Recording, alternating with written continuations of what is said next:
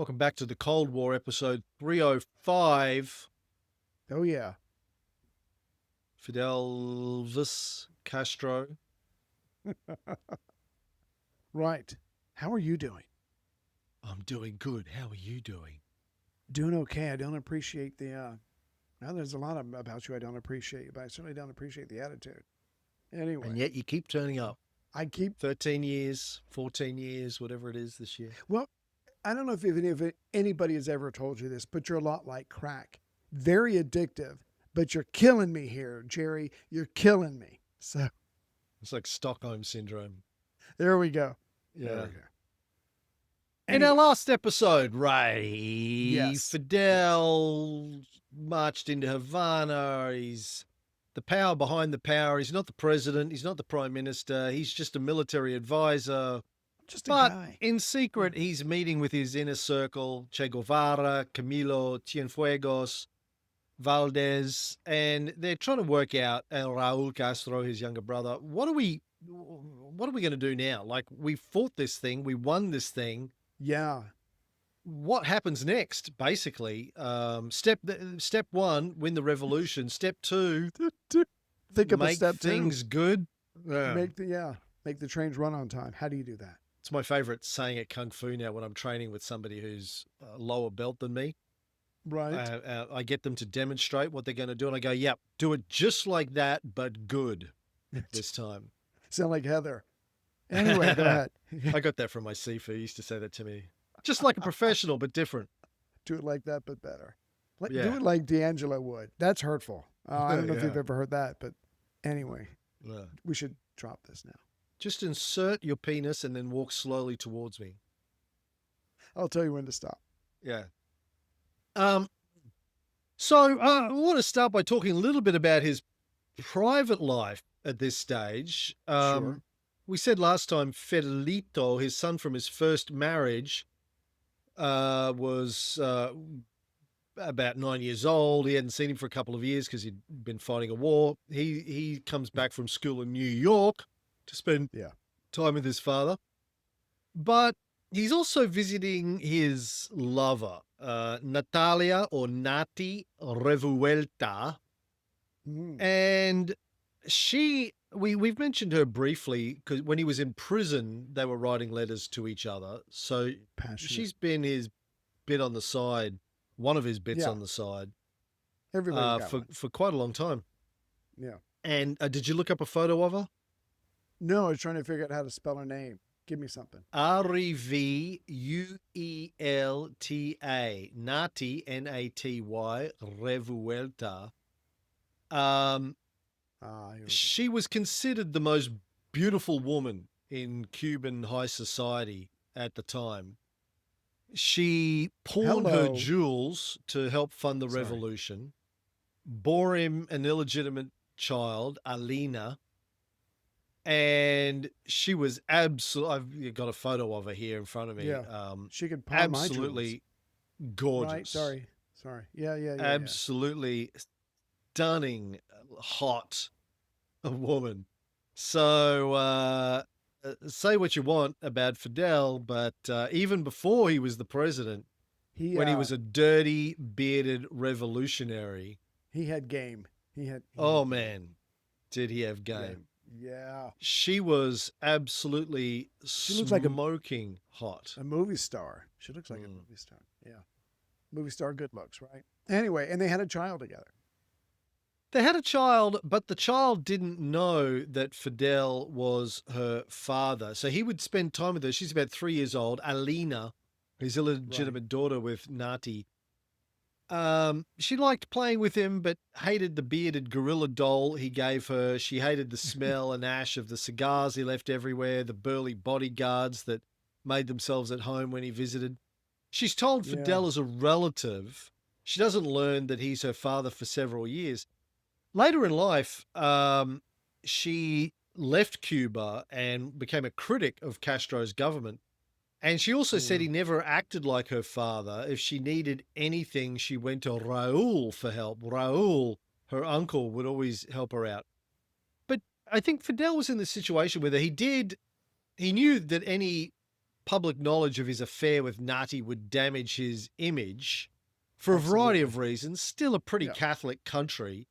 Yeah. The pigeon. The fact that he'd had Yeah. an affair, she was married, Revuelta. She Right. was married. He was married when he had the affair with her anyway, initially, and knocked her up, and she had an illegitimate child. Her husband treated the daughter like she was his own. Right. Um, but Fidel felt the moral obligation to acknowledge the paternity. He promised Naty that he'd get the Minister of Justice to introduce a new law making it possible for Alina to take his name. Yeah. But when Alina later on in life was offered the possibility of officially calling herself a Castro, she said, "Go fuck yourself," Right. and remained a Fernandez. Right. Yeah. Well, you can't expect a little child to understand the complexities of Cuban society, his pressure as the new leader, expectations of him. You know, he's got pigeons landing on him, for God's sakes. So, but again, it still affects. It's going to affect you, the child. How could you not, to some degree, feel rejected, or whatever the appropriate word is? Well, speaking of feeling rejected, now Naty has Right. separated from her husband and got the cold shoulder from her former high society upper class friends for having an affair with a dirty revolutionary who's going to destroy their way of life. Yes. And it seems like Fidel is sort of, he doesn't have time to see her now. She's very Squeezed much in out. love with him. She wants to Yeah. marry him. Yeah. She had turned down his marriage offer when Alina was born and he was in Mexico. Yeah. She tries to dress and act like a revolutionary, is very supportive of all of his plans, but he's like, sorry, no You time to only get get married one. now. Yeah, You get one. you I get asked one you years shot. ago. You get Yeah, like Caesar. You only get one. yeah. You get one, but you only get one. One So, shot Fidelvis, that's what they call me. Um, and it's passed. And she seems to think, apparently, that Celia Sanchez is her number one enemy and rival because Right. Celia is his gatekeeper and won't let her see Fidel or says, oh, sorry, Fidel's busy. Yeah. But Too busy again, for you. historians don't really know what Fidel and Celia's relationship was. As I said in the last episode, there is some suggestion, and there was back then, that she was actually a lesbian. But again, in a Hmm. Catholic country, that wasn't acceptable either. And she Yeah. was acting as a procuress on top of all her other roles, getting pussy for Fidel. And Right. Fidel, you know, he kind of reminds me in this way of Napoleon Hmm. or Caesar or Alexander. I don't think love and relationships were very high on his list of priorities at this stage. Yeah. Um, He's busy. he's Yeah. he's got shit to do. Yeah. Well, his passion is somewhere else. It's not for the P. It's for politics. It's for another P, the politics. Yeah. Because he's living for that, and he's living it now. That doesn't mean as a young man he doesn't need a release. But as far as love, I ain't got time for that. There was a model who claimed to have slept with him and said he was the worst lover in the West. He would quickly bang Jesus her and then Christ. he'd have to go, all right, got to get back to work. Hey, that's the Um, Ray method. So yeah. no, she's Wait, wrong. wait. Get back to work? Like, what's that? Get back No, to the bang him smoking and a leave cigar him. and having a gummy? No, Yeah. not work has nothing to Not do the with work the Ray thing. No, method. no. Oh no. Anyway, we should move on. Yeah. That's what your wife said. Um, yeah, so he's not big into the whole relationship thing right now. Naty keeps going to Celia's flat asking to see Fidel and is told it won't be possible. No bueno. There's a question about why Fidel didn't marry Celia. Mhm. There apparently were rumors that he had sort of sounded out that idea amongst his entourage that maybe he should Right. marry a. They said it would be bad for the revolution for him to marry a girl with a bourgeois background, and with anti-communist prejudices. Yeah. So anyway, he sort of he does get married again eventually and has a bunch of kids, but at this point in time, he's steering clear of committing to a relationship. And I think also it's a bit like Superman and Lois Lane. Like, no one can know Superman's in a relationship with Lois Lane because then she becomes a target for his enemies. Absolutely. And anyone who's seen the war, what's it called? Written by an Aussie guy, the fucking thing where all the Justice League DC superheroes go to war with each other. You ever read that? Great comic. Written I don't by think so. Tommy fucking hell. DC War Superheroes, No, Tom. Tommy Wiseau. I feel Jesus Christ. You don't have to remember everything. I know you I'm pride like, yourself on it. yeah, I'm embarrassed that I can't remember this. Tom Taylor is the Right. author. He's an Aussie. I think he's from Tasmania. Injustice. That's it. Oh, yeah. I've read the first couple of. Yeah. Shout I'm out. sorry. I know Tommy Taylor's a big fan of the show. Shout out to Tommy. Yeah, the Injustice comics are really worth a read. Even if you're not a comics person, read it. Basically, spoiler: Lois Lane is pregnant. She gets kidnapped by the Joker. Superman is searching for her, and basically, I think the Joker lets off a nuclear warhead that blows up Metropolis and kills Lois Lane. Yeah. And Superman just goes fucking insane and decides it's Batman's fault because he had the chance to kill Joker many times and never did. Exactly. So he just goes nuts and basically installs himself as the dictator of the world. And a group of the DC heroes align themselves with Superman. A group don't. They form like an opposition force with Batman, and Superman just starts killing him. He just starts killing all the other superheroes. He's like, Oh yeah. bitch, who the fuck do you think you're dealing with? And he just like uses his heat vision and he pulls their hearts out and he just runs around and kills everyone. And Batman has to go underground.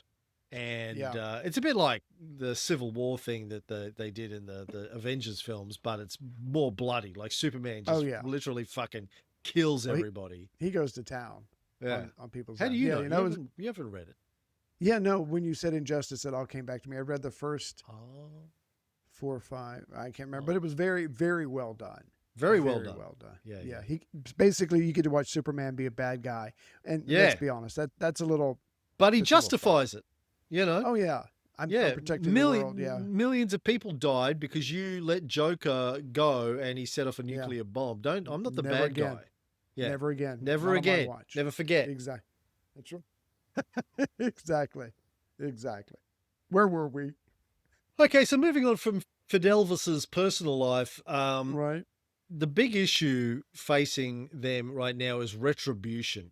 There is an understandable rage in the Cuban populace over Batista and his men and what they'd done. And, you know, towards the end of Batista's reign, his henchmen had become increasingly brutal. Lots of people had relatives who were tortured, killed by soldiers, police, or unofficial thugs, militia that were called the Tigers that were just roaming the streets. They changed their name to ICE at some point. And people are angry. Yes. And there were more revelations coming out after Batista had left. 4 Catholic students who were carrying supplies for the revolutionary movement had been arrested 4 days, no, weeks, just a week before Batista fled. They were tortured for days in an army post, then hanged.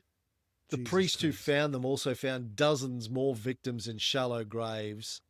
So there's anger about the Batista guys. There's anger about the US government for having supported him. The Cuban press is exposing the extensive aid and training the US gave Batista's forces for years. Ooh. The US embassy had maintained close links with the military police for years. All this starts coming out. There's a magazine that publishes a photo of the US ambassador Smith that said Smith laughed and partied while Cuba drowned in blood and horror. Jesus. So people are angry and they want retribution. Castro hasn't forgotten Britain's role in all of this as well. It wasn't just the Americans. Britain Right. supplied aircraft and tanks to Batista. Castro meets with the British ambassador and says, look, I want good relations, but you're going to need to make reparations. Yeah. You need to make a gesture. He suggested Britain issue a statement expressing regret and offering to pay for 1,000 peasant houses in areas that have been bombed by the aeroplanes that they supplied Batista with. Fair. And the British Foreign Office, in their traditional manner, tell him to get fucked. Yeah, we don't admit mistakes. Sorry. You're talking to the Speaking wrong of people. which, I watched two Right. things in the last week. Right. The Ipcress file. Okay. Michael Caine, 1966. Michael Caine, early Michael Caine film, 66 or 67. Can't remember which one Right. it was. You ever seen it? It's fucking great. It was the film that really made him a star. That and Alfie came out in the same year. But Ipcress file, based on the Len Dayton book, it's sort of the anti-Bond. You know, he's a spy, but they don't get paid much, and you know he's not living large. He is good with the women and whatever, but the woman he's with is sort of playing double sides.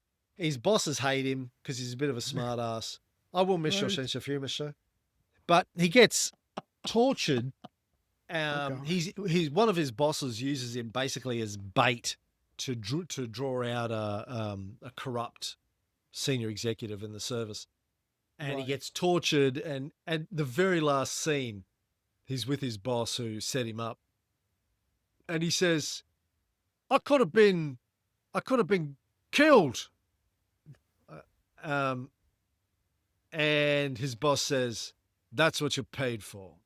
Oh. That's the final line of the film. That's what you're paid for. Those Brits are tough. And they're not going to apologize to Castro. They're not going to apologize to a Caribbean island. Fuck off with that. And keep in mind, this is only, a few years after Mossadegh tried to get them to, give them back their oil or strike a better deal for oil. They got rid of Mossadegh, and they're not going to put up with this shit. They're going to put up. They don't put up with dirty, hairy, revolutionary leaders of countries. Even so with he turns to the Shell Oil Company, whose former manager had arranged the arms deal, and basically tells them how it's going to be. He says the company will give workers a big raise and contribute $250,000 for peasant houses, and if they do that, he'll recommend lifting a boycott of British goods. Yeah. And the Shell Oil Company is not a government. They're like, look, we're here to make money. If I need to grease some palms, so you forgive us and we can go back to doing business and whatever, we will. So yeah, they're going to give a raise to their people. They're going to give money, $250,000 to build peasant houses. So again, they know how to play the game. So Castro takes the win that he can get. He's not going to get it from the government, but he's going to get it from the oil company. You win and you move forward. By the way, I always thought Shell was Royal Dutch Shell. And I thought it was based out of the Netherlands originally. So I don't know what it has to do with the British in 1959 in Cuba. But That's a good question. Now it's controlled out of the United States, I think, right? It was taken over in the late 70s. I'll have to ask Mr. Global. I don't know. But you were talking about the people. No. Shell PLC is British. The Shell USA that's run by the Americans now. Royal Dutch Shell Group was created in 1907 through the amalgamation of Royal Dutch Petroleum and the Shell Transport and Trading Company of the United Kingdom. There you go. Okay. Good to know. Yeah. Anyway. So, but a minute ago, you were talking about, the people want revenge. They're not, the average Cuban is not interested in justice. They want revenge, and you can't blame them because, a lot of families are missing somebody. And so Castro gives into this pressure. Sometimes he can use this public pressure to get what he wants when he has that other organizations step down and leave the palace. Now he has to give in to the pressure, and he does set up special tribunals to try the war criminals. The locals love this, of course, but as you can imagine, the international community does not, because it looks like he's about to become another Baptista. So again, they're wary. Well, he is in a situation, as you suggested, where he has promised people throughout the revolution that when they take power, Batista's men will face justice. But when he Yes. takes power, he doesn't. He was in was it Colombia for the Bogotazo or Venezuela? Where was he? The think it was Bogotazo. Colombia. Bogotazo, the Bogotazo. I can't remember where that was. Yeah, Bogota, Colombia. Um, where there was, lots of looting and destruction and all of that kind of stuff.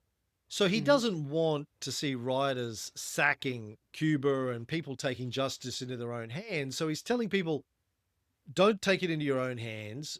There will be retribution for the killers and the torturers. Yeah. Now, when he was operating in the mountains, revolutionary law was in place, what he called the Moncada program, which prescribed death by firing squad for war criminals. Yeah. He and Che and Raul had all presided over executions during the war. When you're a revolutionary band that's fighting an army much bigger, much more powerful than yourself, and you've got war criminals or you've got prisoners, you can't be running jails and leaving people behind to maintain jails. Execution is the only practical way to deal with the enemy during a time of war when you're a small guerrilla band fighting this big force. It's a different situation now, but he orders his military commanders to prepare special tribunals. Yeah. And they run this, and it becomes a bit of a Roman circus, and it gets difficult. Yeah. So again, the international community is not very excited about that, and the U.S. media get a hold of this. Congress starts complaining, and there is talk because and they know exactly how to hurt Cuba. They talk about maybe buying less sugar from Cuba, and as we besides the casinos, besides the oil for Shell, sugar is their thing. If the Americans stop buying as much sugar, that hits them right in the breadbasket. So again, this is a very fine line that Castro has to walk. But again, they've got thousands of soldiers and police that have been accused of killing unarmed civilians. He puts rebel army officers, like his younger brother Raul and Che, in charge of these tribunals. And they've got, they have thousands and thousands of men that are being accused of these things. They don't have the time to spend a year going through a court case. They also have the people demanding retribution, demanding justice. So they move pretty quickly, and there are hundreds of people executed. Film of one of the men being gunned down by a firing squad gets out into the international community. It's seen in the United States. People are accusing Castro of having a bloodbath. Right. And he reacts with indignation and outrage, as you can expect. I've got some stuff I'm going to read from Ruby Hart's book. One afternoon, Herbert, Nancy, and hold on. Okay, yeah. So again, even though the international community is not happy, this is what the people want, and Castro knows these people do deserve what's coming to them. So on January 22nd, he kind of doubles down. He's at a huge rally, and he says, he asked those who were listening to him, who thinks these criminals should be executed? Please raise your hands. When everybody around him raises his hands, he goes, gentlemen of the diplomatic corps, gentlemen of the press of the whole continent, the jury of 1 million Cubans of all opinions and classes have voted, because they all fucking raised their hand. And again, when you torture and murder and whatever that many people, almost every family is going to know of someone. And so everybody is raising their hands. Everybody. They might be Christians, but everybody wants this, or most people want this.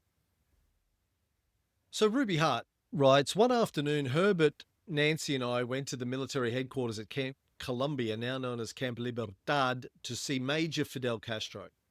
They get kept waiting for hours. She says, finally, we learned that a young captain who had been with Castro during the revolution had tried to commit suicide just before our arrival.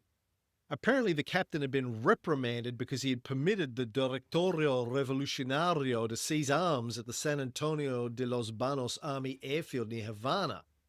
Castro had rushed to the hospital to see the captain. This delayed his arrival at headquarters, and we waited about 2 hours.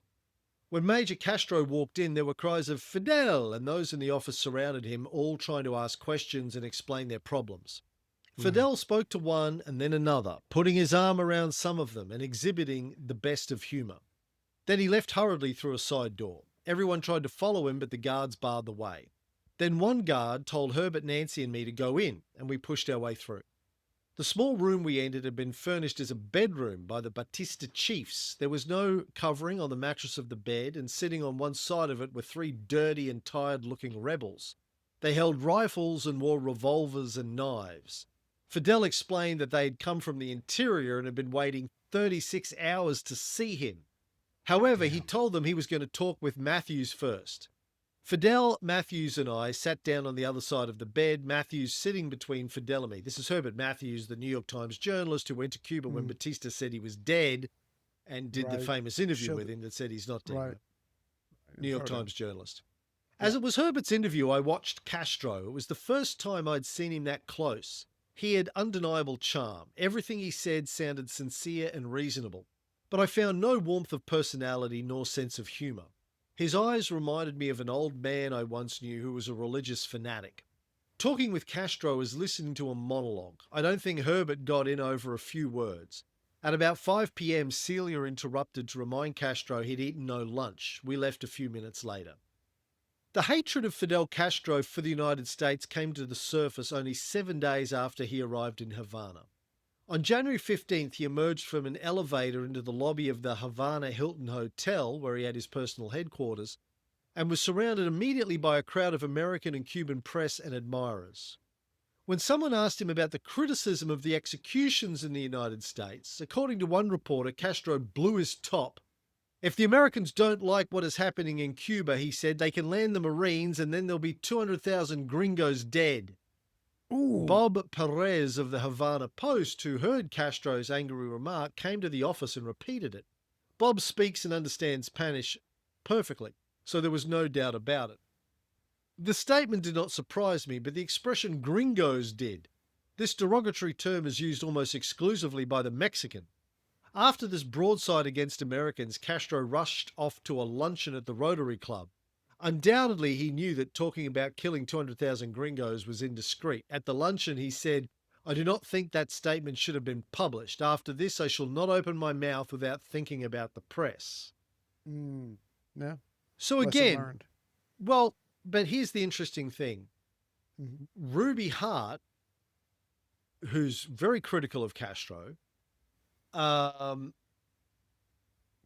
is also saying that he immediately acknowledged that he shouldn't have said that and that he would think more carefully about what he said to the press in the future. So just popping off. Yeah, but it's about character. Like, Trump would never admit that he shouldn't have said something.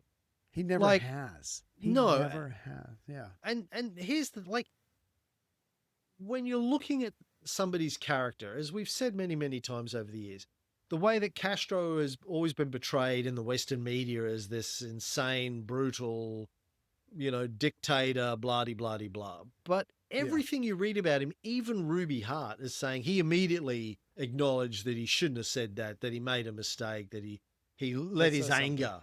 Like, he is a Latin American dude, right? He's very passionate. He feels with the blood, Yeah. But he goes, I shouldn't have said that. I'll be more careful about what I say in future. Like, it's those sorts of things that don't map with the depiction that we've been given by the Western media of Castro and Che over the last 70 years. Yeah, it's little statements like that that allows him to stand out. if the truth be told, allows him to stand out from other leaders like Trump, who again, I am flawless. I need you to all think that I'm flawless because it's just something I need really bad. And he's going, yeah, no, I shouldn't have done that, and I'll be careful from now on. The Again, Pope is that kind of, infallible. yeah, exactly. Except they are all fallible, and at least this guy admits it, whereas very few others do. Ruby Hart also mentions the big speech that you mentioned before where the people are shouting to the wall, El Pardon, to the wall. She says, as I watched, I realized that Fidel Castro could play on the emotions of the people as a musician on the strings of his violin. It was also apparent that Castro hated the United States. I began to have serious doubts about his policies after that speech. Declaring the Cuban Revolution could never be halted, Castro told the crowd that if he were assassinated, his brother, Raul Castro, would become the chief of the revolution. And he added, smiling, if the Americans think I am radical, wait until they get my little brother. Yeah. You don't want that guy. You want me. You want me in charge. Yeah. He said his government had no quarrel with the United States, but the people were angered by the campaign of lies being carried on in the US press. I always argued with Cubans that the US press did not deliberately tell lies about Cuba, though there was some exaggeration at times. I pointed out that reporters judged everything they saw from the point of view of an American, probably born and raised in a small town under a civil administration which functioned quietly. In such a town, there were no police and soldiers walking the streets armed with machine guns. These Americans, like many others, believed every country should have a democracy like that of the United States, and they emphasized whatever was different about the situation. Can anyone imagine a crowd of several 100,000 in the United States screaming for executions by firing squads and shouting against neighboring countries? To which I say, give it 75 years.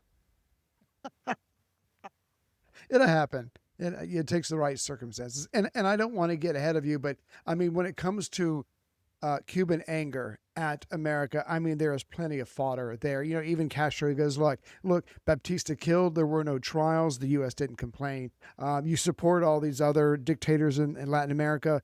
No one complains. The United States used 2 fucking atomic bombs on Japan. And, you justified it. So again, you're talking about me being cruel. You're talking about me being corrupt. Take a look at yourself. He goes, I don't even know why we want to be like America. It's not that, city on a hill that everybody thinks it is, that they tell themselves that they are. So again, he's like, he's speaking truth to power. So I hope he's got a lot of bodyguards. But you're right. I mean, Raul was a little further. And so if anything happens to me, you're going to regret the day that someone killed me because my brother's taking over. And you're not going to like that. And Raul already had that reputation of being super, super hardcore. Funnily enough, when Fidel dies and Raul Raul took over before Fidel died. Fidel retired and Raul took over. He was very moderate. And did deals with Obama, etc. Yeah.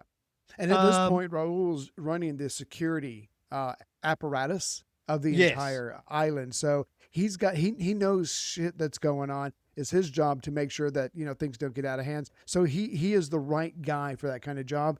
And you probably don't want him at this stage of his life in control. So they staged the first Havana trial at the Sports Palace before a mass audience. The crowd shouts insults at the defendants, and the major defendant of this one was Major Sosa Blanco, who was charged with many atrocities. According to eyewitnesses, including Ruby Hart, he conducted himself with dignity, even some humor. He was charged with having committed 108 murders for Batista, and there were about 17,000 spectators at the trial. This is in January of 1959. People were screaming for him to be killed immediately. He said, "This is the Colosseum in Rome. I met brave rebels in the mountains, not types like you here. All you do is talk." Damn. The trial lasted through the night. 45 witnesses testified against Sosa. One woman said he massacred nearly an entire family. After one of Sosa's men refused to open fire on the family, he had him executed as well. God damn. She said, "This is the worst criminal in the world. He killed every member of the Argote family, my neighbors." The widow of one of his victims tried to kill him when he was on the stand. She said, I begged you not to kill my husband because of our 11 children. You said the rebels could raise them. One of What an Sosa's ass. men said he witnessed Sosa personally massacre 17 unarmed farmers.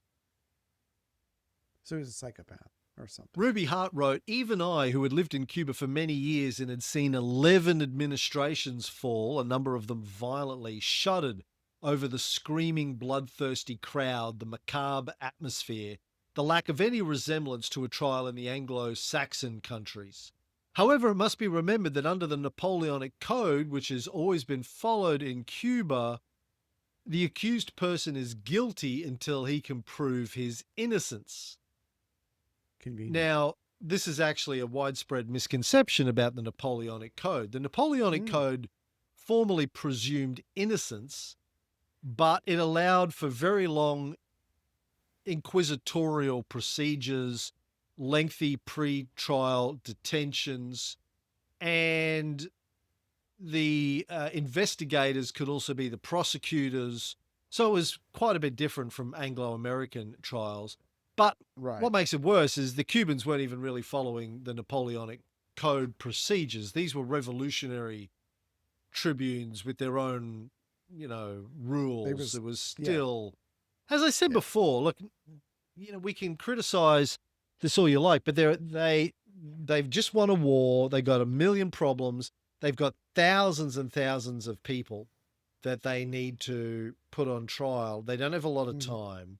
And they're going to try and do a speed run around this and get it done with. Because if they don't, the people are going to take matters into their own hands as part of the problem. Exactly. And if they start doing that, then the United States could easily justify coming in, and that's the last thing that they or Castro want. Herbert Matthews from the New York Times said these executions were the worst he'd ever seen in his... Actually, sorry. He called the coverage of the executions the worst he'd ever seen in his entire career. In all my 36 years of newspaper work, I've never seen a worse job of journalism than the coverage of the Cuban Revolution during the last 3 weeks. All you saw in most papers was how many people Castro shot. The real picture of a country under Batista's brutal dictatorship was not made clear. Castro himself called the coverage the most criminal, vile, and cowardly campaign ever conducted against any people. So, again, as you indicated, and as Castro said at the time, there was nothing in the New York media and in the American media really about all of the brutality of the Batista regime, the thousands and thousands of people that they executed. But when we do it, it's all over the American media. We're evil. And again, you executed hundreds of thousands of Japanese civilians without a trial, without any sort of justification apart from, mass guilt. And, what do you call it when you make a whole people guilty for a crime? What's that word? What's that? Yeah. What? Yeah. And Castro said, we have killed 400 war criminals, one for every 1,000 men, women, and children murdered in Hiroshima and Nagasaki. So again, damn, he is bitch slapping the Americans with his words. That's pretty ballsy, you have to admit. Then there are some aviators who were charged with bombing civilians who were acquitted by the tribunal, and Castro rejected the acquittal and ordered a retrial. Right. Yeah. No, he wanted that done again. It would be done again. They would be found guilty. And I don't think they were executed. I think they would serve long prison sentences. But again, they did. Just because they're flying in a plane, it's not a gun where you can see the person you're shooting. They're still dead. So they're responsible. They should be punished. And this upset Western audiences because it betrayed the principle of double jeopardy, where you can't be tried for the same crime twice. Right. And he said, and again, keep in mind here, Castro is a lawyer. He has a legal degree. He knows what But he says revolutionary justice is not based on legal precepts, but on moral conviction. Yeah. You may not He's know got. this, but double jeopardy, the legal principle, goes back to ancient Greece, 355 BCE. I did Um, not know that. the first mention of Those it. those Greeks were clever, Mm. clever bastards. Yeah. But again, most Cubans accepted and welcomed Castro's position here. They wanted revolutionary justice for Yes. the brutality of the people that supported the Batista regime. We're not talking about lining up civilians here and executing them. We're talking about soldiers and police who were killing people, hanging Yeah. people, etc., to support a corrupt government. So this is, and Americans even today, in debates I've had with people over the years about Che Guevara and Fidel, they still try and tell you, oh, these were brutal guys who just lined up people and shot them, etc., etc. I'm like, yeah, it was the tail end of a revolutionary, a civil war, right? That's what That's what happens, happened. you That's what know. happens. Yeah. Um, yeah. And it will always be thus. It's not like they were doing it for shits and giggles. Right. It was a war that they were fighting. Yeah. And Castro also makes the point that the legal system in Cuba hadn't worked.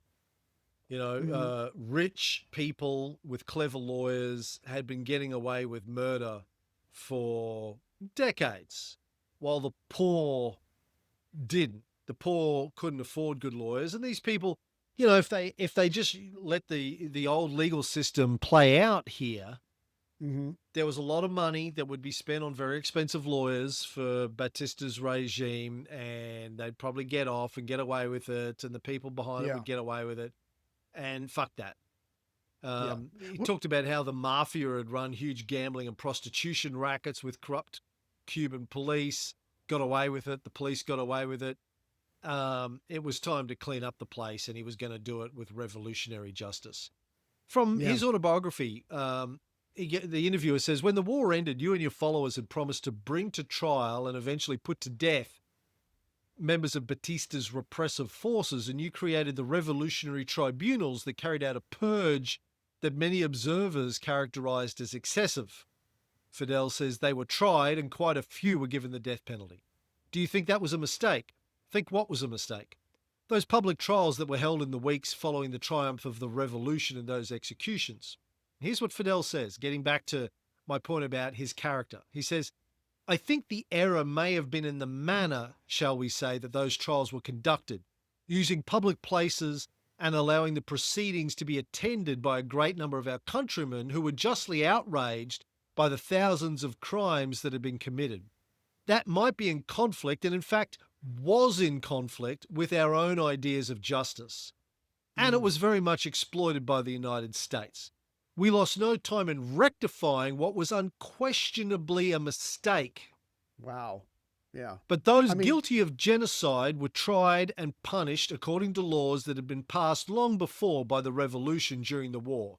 We don't regret having done it, although I do feel pity when I remember how bitter it must have been for the accused to experience the hatred that the people quite rightly felt for them because of their repugnant crimes. yeah.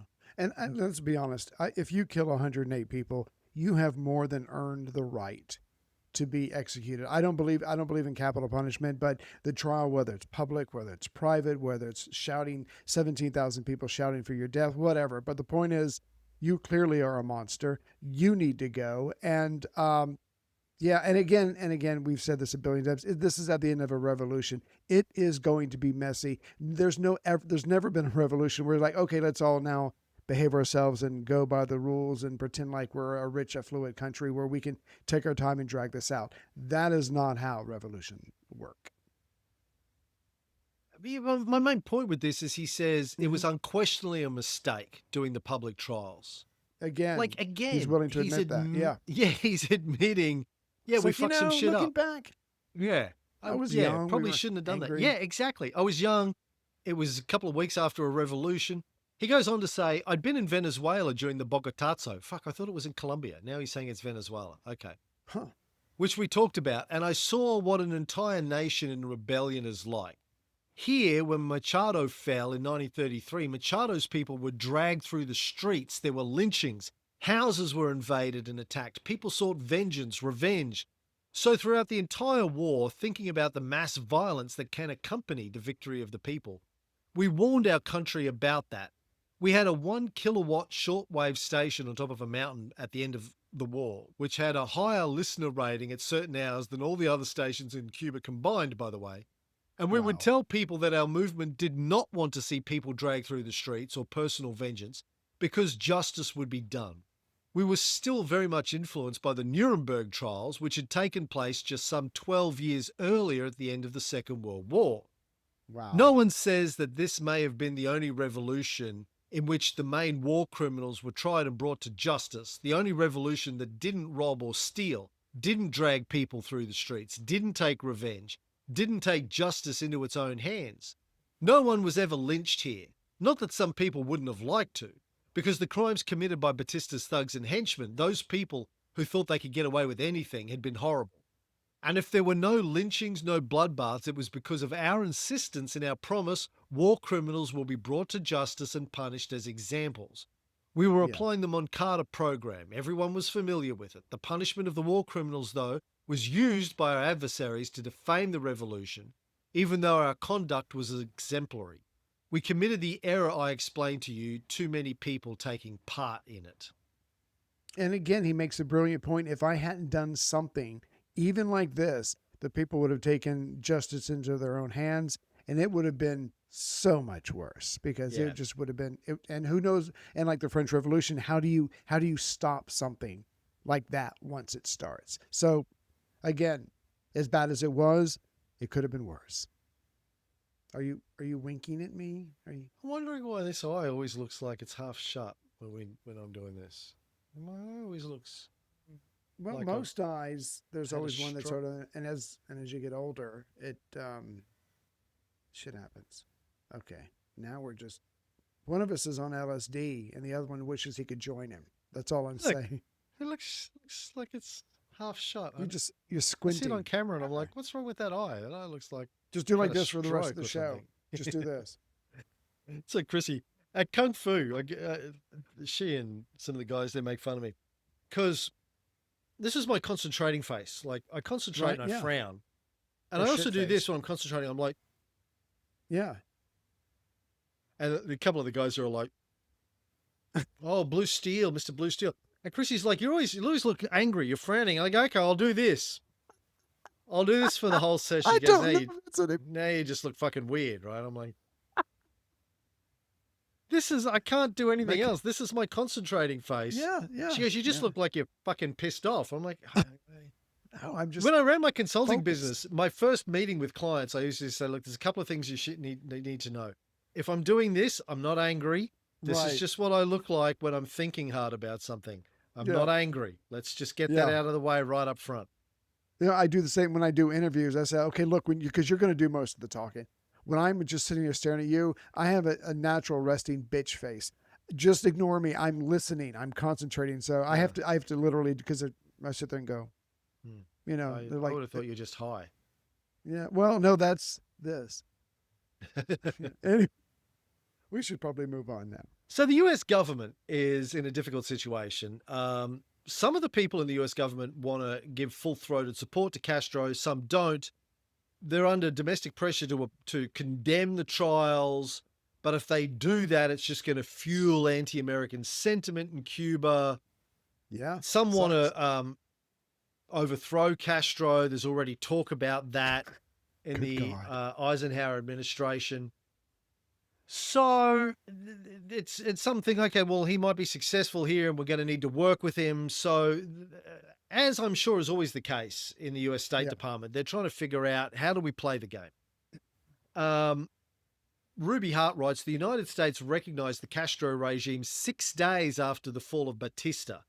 The entire island was delighted with this stamp of approval by Cuba's best customer and greatest supplier and source of investment. And I think the British recognized them a day or so afterwards. So that's unusual. Quite often when there's a potentially communist revolution, and we're talking 1959 here, peak Cold War, Oh, For yeah. the Americans to officially recognize the regime was a big deal. That's highly unexpected. Yes, that soon. Absolutely. Yeah. And of course, Britain's going to follow suit because they're on the coattails of America during the Cold War. Yeah. I don't know. Are they just trying to hedge their bets? But again, he's the power, so maybe we'll just go along and hopefully once he kills a certain number of people or whatever, executes them, maybe they'll all calm down. Besides, does America really want to get involved in Cuba again? And it's important to understand that at this point, January 1959, it's not known whether or not Castro is a communist. And in Good fact, point. I don't think he is a communist. As best as I Right. can tell, he's not.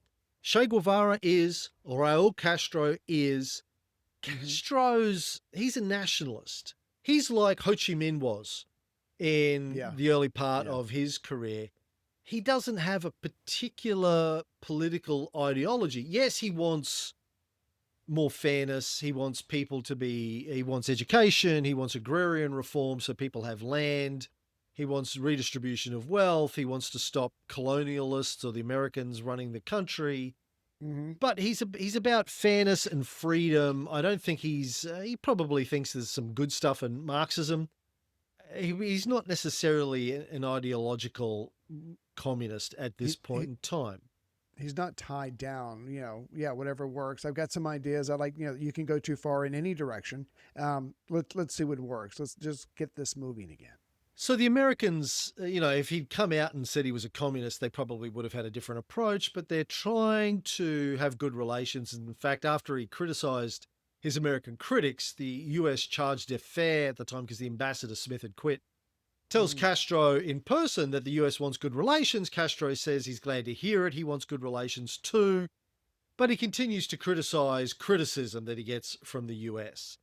Fair. And privately, he's friendly to the US government. Publicly, he's hostile towards US criticism, and rightly so. Like, his Oh, yeah. basic thing is fuck you. You don't get to tell me how we run our country. There's been too much of that already.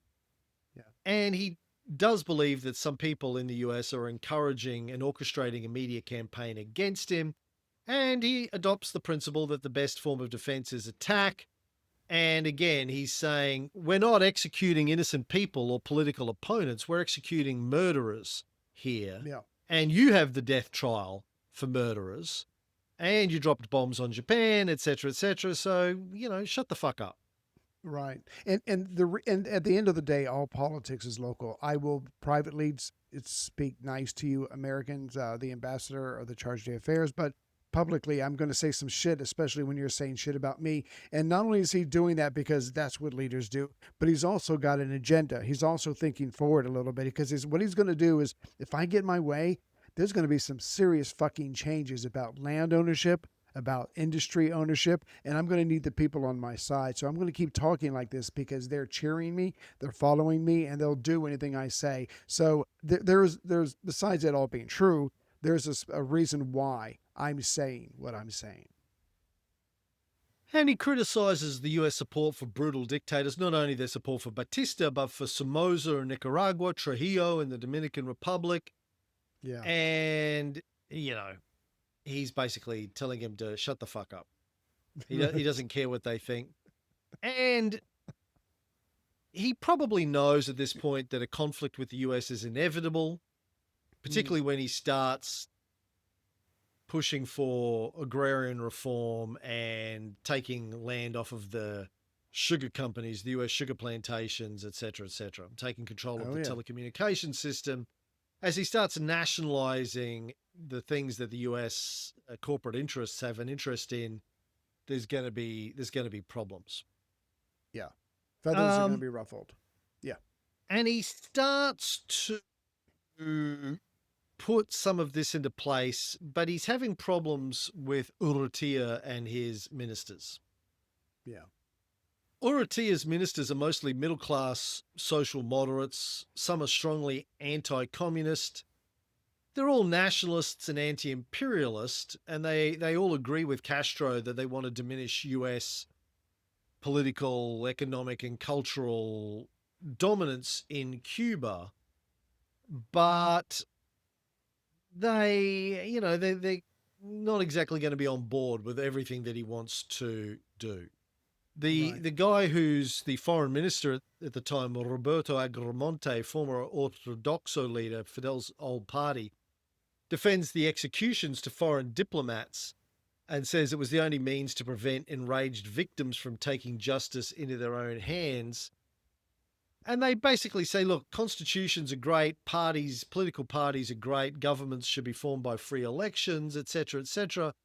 But we're in a post-revolutionary situation, right? This is not a situation where we've had peace and harmony for 50 years and we can run things in a different way. We're in a messy cleanup sort of situation. It's still a transitionary period. Absolutely. Yeah, maybe 50 years from now, we can do all this stuff in the way that you would do it. But so for Uratia, you sit there and you focus on literacy. You focus on getting rid of corrupt officials. I've got the bigger things that I have to do, and I want to take Cuba in a different direction. And so that's on me, and I recognize it. And maybe you aren't going to be there during at some part of this journey because there's things I want to do. And it's also important to keep in mind that Cuba had a democracy for the last, whatever, 60 years since the Spanish left. And it was just corrupt, full of graft and bribery and, cynicism and self-indulgence. And the judiciary hadn't protected the people. The legal system hadn't protected the people. Remember, Castro tried to run for election and Batista just cancelled the elections, got away with that. Yeah. Then Castro tried to sue Batista for breaching the Constitution, and that was thrown out of court. Right. So you have to, you have to put yourself in Castro's shoes and the shoes of the Cuban people at the time going, democracy has never helped us. Democracy has not worked. The legal system has not worked. Don't preach to us about democracy in the legal system because we tried that and it didn't work for us. We need to burn the place to the ground and start again. Exactly. It's like the system benefits the few on the backs of the poor to the point where they can have a pedophile island and it's okay. None of them are ever going to go to jail. It's like, crazy stuff, right? Anyway, so Castro's like, no, we're starting over. And by the way, I think this is similar to how the MAGA people feel in your country. The system's corrupt. The system hasn't worked for us. Fuck it. Let's put Trump into power to burn the thing to the ground and rebuild it. Of course, the difference is they're putting the worst of the worst in control. They were all up in arms for years about release the Epstein files. And then they're like, oh, what, Trump's in them? Oh, fuck the Epstein files. No. Who cares about the Epstein files? And of course, the great irony is the only one who's in jail is a woman. Welcome to America. And she's probably not going to be in jail for long. It's one way or the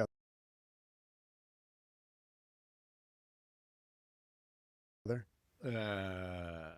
Where were we?